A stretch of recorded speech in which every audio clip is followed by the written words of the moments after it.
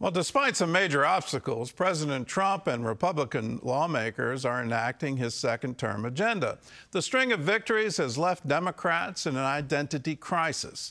CBN's chief political correspondent David Brody takes a closer look at what this could mean for the party's future. And may God bless the United States of America. I thank you. Ever since Kamala Harris lost the 2024 election to Donald Trump, Democrats have been soul-searching as they try to diagnose the myriad of factors leading to their defeat. So help me God. So help me God. Congratulations, Mr. President. Being out of touch on cultural issues stands out far above the rest. Calling everybody sexist and racist and transphobic and every other name, and then say, please follow us. That's not a good strategy, folks. The reason Democrats are where they are is we started talking about basically transgender issue, Latinx, defunding the police, a whole host of cultural topics. Chuck Todd, former host of NBC's Meet the Press, tells CBN News this disconnect is a potential pothole on the political roadmap. If there's another national election that's more cultural-based, the Democrats are in deep trouble. There's no doubt that the progressive wing is taking greater control of the Democrat Party. Almost a decade ago, in 2016, 48% of Democrats considered themselves either liberal or very liberal. Today, that number has jumped 7 points. The energy is clearly in the younger progressive base of the party, and yet their problem is with swing voters who are slightly older. And that's where the Trump train comes in. He's picked up many of those blue-collar Democrats, leaving the party in the political wilderness. We have to do something different, something dramatically different. Democrat Texas State Representative James Tallarico, who wears his faith on his sleeve, is finishing up his seminary degree. He sees this rough patch as an opportunity. God works out in the wilderness. And I think that can be true in politics, too. I think the Democratic Party should embrace this time in the political wilderness, because this is where we can rediscover who we are. Right now, voters are still wandering, and part of the problem is that Democrats still haven't found a Moses to lead them through the midterms and 2028 presidential race. Normally, when Democrats are in the wilderness, they look for brand new. In 1973, nobody was talking about Jimmy Carter. In 1989, Bill Clinton was not on the radar screen. And in 2005, Barack Obama was thought of as, oh, he'll be somebody interesting in the next decade. Maybe he'll run for governor of Illinois. But first things first. Right now, Democrats are struggling within their own ranks. Just recently, 23% expressed positive sentiments about their party. 35% called it weak or ineffective. And 73% felt that congressional Democrats have not done enough to oppose Trump. Jonathan Voss is a Democrat researcher.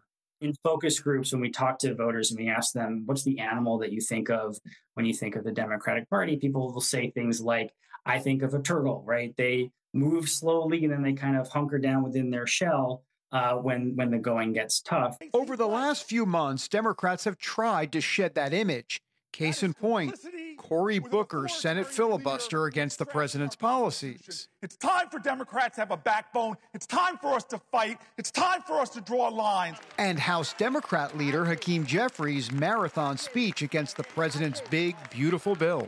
We're going to press on until victory is won. We need to make the case that we can do a better job helping people in terms of their mobility and their well-being. Without being saddled as the party of the status quo. Indeed, the Democrats must change their stripes. Up until now, the question has been, will it be toward the middle or left? The recent trend in local primaries is far left, as mayoral candidates in New York, Seattle, and Minnesota have defeated the more traditional liberal Democrat. Ultimately, however, the Democrats' march toward a better political future may just simply ride on how Americans, especially those once blue-collar Democrats and swing voters, feel about Trump's economy. Either they like this economy and he can create a durable, long-term realignment, or if they continue not to like the economy, like the previous turn, then those voters may reluctantly come back. I think we're still in a period where that group of voters is still vacillating. We're the party of the New Deal. We're the party of the Great Society, another Texas Democratic president. You know, that is our heritage. Voters should choose their politicians, not the other way around. is fighting for working people, fighting for the people who are left out and left behind, not coastal elites and not billionaire donors. If the Democratic Party can establish itself as a party of change, as a party of that can make life better for people, I think it has a better opportunity in 2026 and 2028. Until then, it's safe to say the Democrat Party is a work in progress. David Brody, CBN News, Washington. Well, to talk about it in terms of marketing, in marketing terms, I think the Democrats have a real big brand issue. Both what happened with Biden and the disaster of him trying to run for a second term.